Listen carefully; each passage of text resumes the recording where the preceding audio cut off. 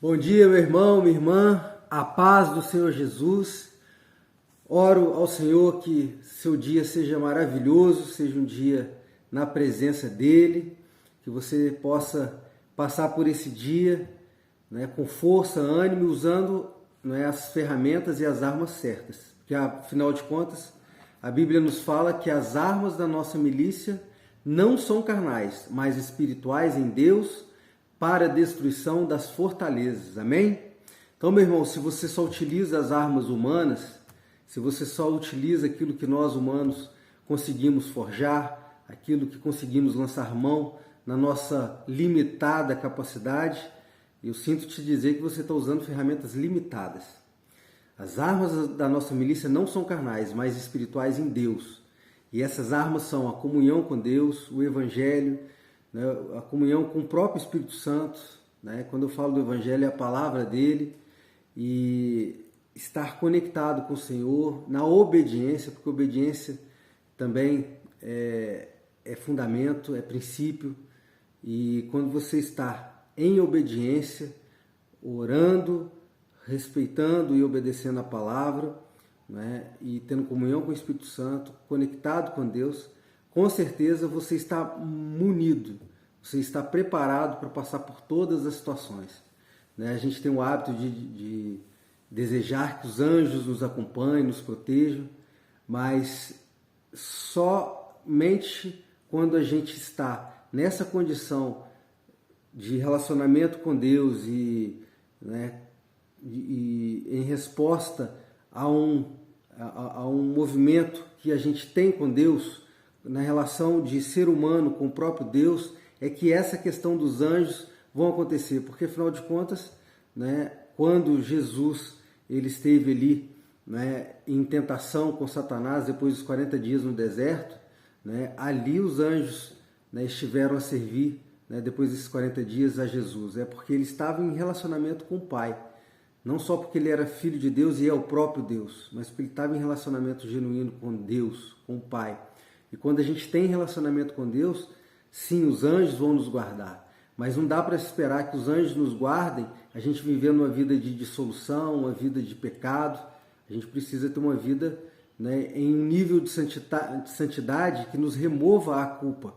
Né? Porque a gente não está livre de errar, a gente não está livre de viver em alguns momentos, em alguns percalços, mas a gente tem consciência de que a gente está errando, a gente tem consciência da culpa. Né? Às vezes a gente erra e é algo que acontece, né? E aí a gente tem que se arrepender e buscar em Deus, né, o perdão dos nossos pecados. Amém?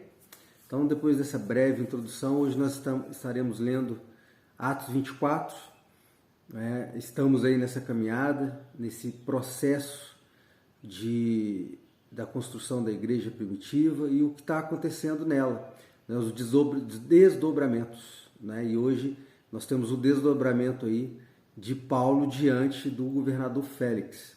Lembrando que nos 2 últimos capítulos, né, Paulo chegou a Jerusalém, foi ao templo adorar, né, foi arrancado do templo, agredido, o tribuno Lísias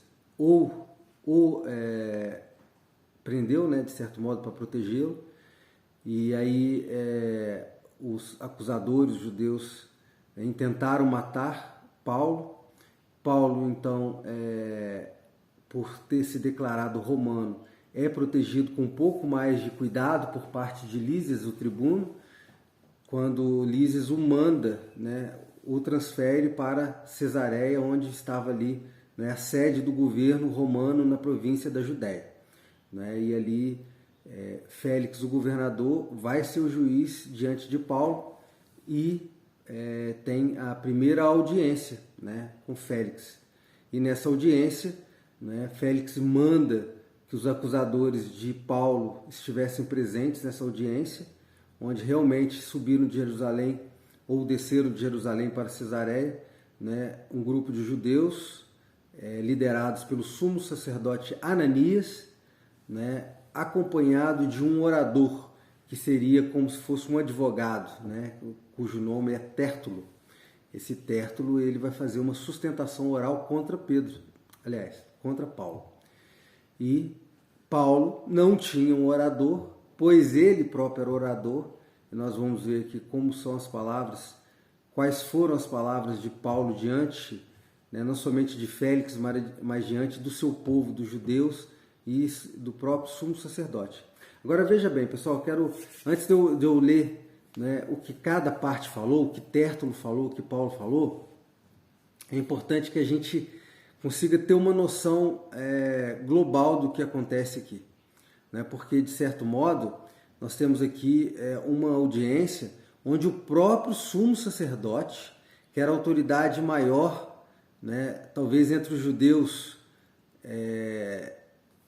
tudo bem que entre os judeus a autoridade maior seria ali o rei, né, os Herodes, começando ali pelo Herodes o Grande, depois o Herodes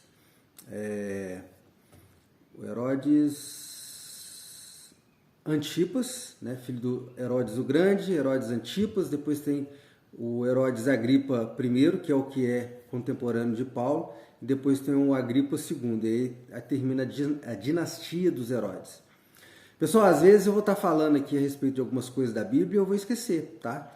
Eu faço esses vídeos aqui, eu não fico decorando, é fruto de, né, estudo, fruto de que eu já aprendi ao longo da minha vida de crente, né? E assim, a Bíblia é extremamente substanciosa, né? É muito densa o conteúdo, então, aqui, ó, para lembrar, a dinastia dos Herodes já deu uma travada, então isso acaba acontecendo. E os meus vídeos não têm edição, eu gosto de fazer vídeo, vai ter hora que eu vou engasgar, vai ter hora que vai travar, mas é assim mesmo, tá? Isso aí sou eu sem filtro, sem maquiagem. Então, vamos fazendo para a obra do Senhor, né? Espero que você possa compreender as minhas limitações, mas é assim que acontece e fico muito grato de você superar essas diferenças e estar aqui comigo, tá joia? Mas voltando, né, o contexto em que Paulo ele é julgado ali, ele está diante do governador da autoridade máxima romana da Judéia, sendo acusado na presença da autoridade maior,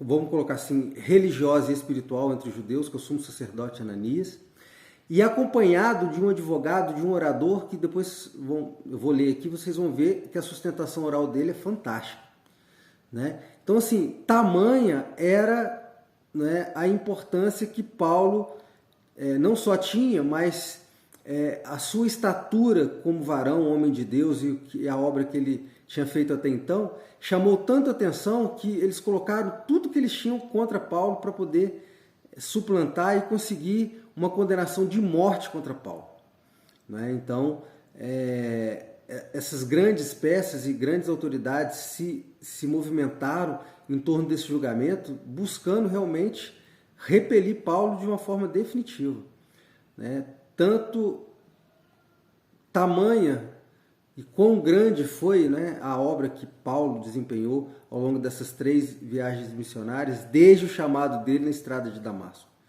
Então, foi maravilhoso. Inclusive, esse tumulto que houve em Jerusalém, nos 2 capítulos anteriores, foi em decorrência de judeus que navegaram lá de Éfeso até Jerusalém, né? Passaram dias no mar, fazendo escalas para chegar em Jerusalém para intentar contra Paulo. O tamanho era a inimizade e a oposição que o diabo levantou por meio desses judeus contra Paulo. É uma coisa sinistra, né? Então vamos lá. Então o contexto é esse. Paulo está sendo julgado, né? Foi levado a Cesareia, está diante de Félix, né? Félix mandou chamar os seus acusadores e veio o sumo sacerdote, acompanhado desse advogado, esse orador Tértulo. E agora vamos ver o que Tértulo falou diante de Félix. E tem outra coisa interessante. Vocês vão ver que ele dá uma puxada de saco aí em relação ao governador. E quando Paulo ele vai fazer a sustentação oral dele, ele não puxa o saco do governador, ele só fala o que ele é, mas não fica criando coisas. Então presta atenção o que o Tértulo falou, né, com o governador, diante do governador. Visto como por ti temos tanta paz, é até engraçado falar que o seu opressor, aquele povo opressor que está ali, né, de certo modo fazendo com que haja um processo de servo e senhor, né? Um processo de cativeiro, dizer que há paz, né? Então, ó, visto como por ti temos tanta paz, que é uma mentira, eles queriam que os romanos sumissem, até por isso que os zelotes existiam, e por tua prudência se fazem a este povo muitos e louváveis serviços, sempre e em todo lugar, ó potentíssimo, nossa, olha que adoração. Logo os judeus que, né, não são idólatras, né? Então, ó potentíssimo Félix, com todo o agradecimento, o queremos reconhecer. Então deu aquela puxada de saco, mas que não vai resolver nada. Então vamos lá. Mas para que te não detenha muito, rogo-te que, conforme a tua equidade, nos ouça por pouco tempo. Temos achado que este homem é uma peste e promotor de sedições entre todos os judeus, por todo o mundo, e o principal defensor da seita dos nazarenos. Tá, não era uma seita dos nazarenos, mas era realmente um movimento, né, originado com um homem de Nazaré, que é Jesus. Agora, olha só, ele chamou Félix de um homem de equidade, ou seja, um homem justo, né, um homem imparcial, e aí chama uma pessoa que é desprezível como sendo uma pessoa de equidade, de imparcialidade, e na mesma fala ele chama um homem de Deus, como era o caso de Paulo, né, com tudo que Paulo fez, chamando ele de peste, né, chama ele de peste e ainda diz que é promotor de sedições entre todos os judeus. Olha que absurdo, né? Mas vamos lá, ele continua. O qual intentou também profanar o templo, e por isso o prendemos, e conforme a nossa lei o quisemos julgar. Mas sobrevindo o tribuno Lísias, nolo tirou dentre as mãos com grande violência, mandando aos seus acusadores que viessem a ti, e dele tu mesmo, examinando-o, poderás entender tudo o que o acusamos. E também os judeus o acusam, dizendo serem estas coisas assim. Ou seja, sobre Paulo sobravam acusações, né? Ali partindo dos judeus, dos sumos sacerdotes, ou seja, todo aquele contexto, né, querendo destruir Paulo, né, simplesmente não por coisas que ele fazia, mas pelo que ele pregava, o que Deus fazia por meio da vida dele, através da mensagem de Paulo, o tamanho, a estatura da mensagem, quanto que fez a diferença e quanto que, né, impactou aquele tempo, né, com a pregação. Então, as acusações eram sempre assim. Agora eu vou ler, né, a defesa de Paulo, e vocês vão ver que Paulo, ele ainda diz que ele não se amotinou com ninguém, ele não pregou para as multidões, ele só desceu para adorar no templo, ele não fez mais nada depois que chegou em Jerusalém, inclusive tinha apenas 12 dias que ele tinha chegado. Então vamos lá, o que Paulo fala diante de Félix? Porque sei que já vai para muitos anos que desta nação és juiz. Olha só, ele não puxa o saco de Félix, ele só diz, tu és juiz. E era verdade. Contanto, melhor ânimo, respondo por mim. Ou seja, não tinha um advogado para responder por ele, vai responder por si próprio. Mas também não precisava, porque ele é, né, o canal da mensagem. Então vamos lá. Pois bem, pode saber que não há mais que 12 dias que subi a Jerusalém a adorar, e não me acharam no templo falando com alguém, nem amotinando o povo nas sinagogas, ou seja, ele estava só. Nem na cidade, nem tampouco podem provar as coisas que agora me acusam. Ou seja, Paulo estava ciente que as acusações contra ele eram mentirosas e, né, não respondiam pela verdade. Mas confesso-te que, conforme aquele caminho a quem chamam seita, ou seja, não é seita, assim sirvo ao Deus de nossos pais, crendo tudo quanto está escrito na lei e nos profetas. Ou seja, né, o fato de eu pregar a Jesus Cristo, né, não quer dizer que eu esteja rejeitando a lei nem os profetas. Tendo esperança em Deus, como estes mesmos também esperam de que há de haver ressurreição de mortos, tanto de justos como de injustos. E por isso procuro sempre ter uma consciência sem ofensa, tanto com Deus como para com os homens. Ou seja, né, ele não estava fazendo algo para desagradar a Deus e nem também fazendo para desagradar os homens. Ele só estava pregando a verdade, Os homens que se desagradavam porque não estavam vivendo em verdade. Ora, muitos anos depois vim trazer à minha nação esmolas e ofertas. Nisto me acharam já santificado no templo, não em ajuntamentos nem com alvoroços, uns certos judeus da Ásia. Aqui ele fala, estava no templo a adorar e a ofertar, não estava amotinando, não estava pregando as multidões. E aí, eu estando em paz, o que acontece? Vem judeus lá da Ásia, lá de Éfeso, atravessam o oceano e vêm ter em Jerusalém para amotinar, aí sim eles amotinam e investem contra Paulo. Os quais convinha que estivessem presentes perante ti e te me acusassem, se alguma coisa contra mim tivessem, ou seja, não tem. Ou digam estes mesmos se acharem em mim alguma iniquidade, quando compareci perante o conselho. E a não ser estas palavras que, estando entre eles, clamei, hoje sou julgado por vós acerca da ressurreição dos mortos. Ou seja, é uma acusação que não procede, porque os próprios judeus eles creem na ressurreição dos mortos. Então Félix, havendo ouvido essas coisas, lhe pôs dilação, dizendo, havendo-me informado melhor deste caminho, quando o tribuno Lísias tiver descido, então tomarei inteiro conhecimento dos vossos negócios. E mandou o centurião que o guardasse com brandura de volta à cadeia.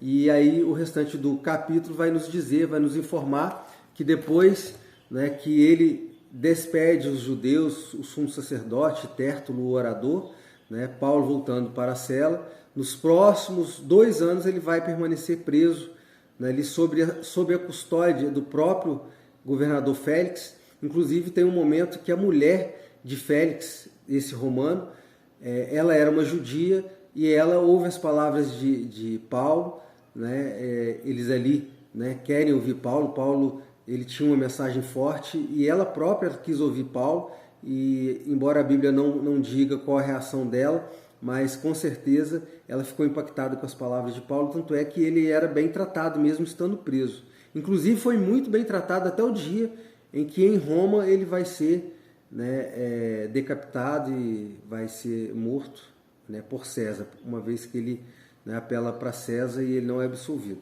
Mas enfim, essa é a palavra de hoje, Atos 24.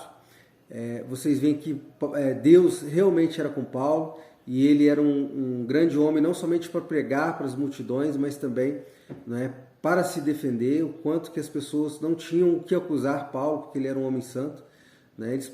Os que o acusavam eram aqueles que deveriam falar a verdade, mas não falavam. Mas enfim,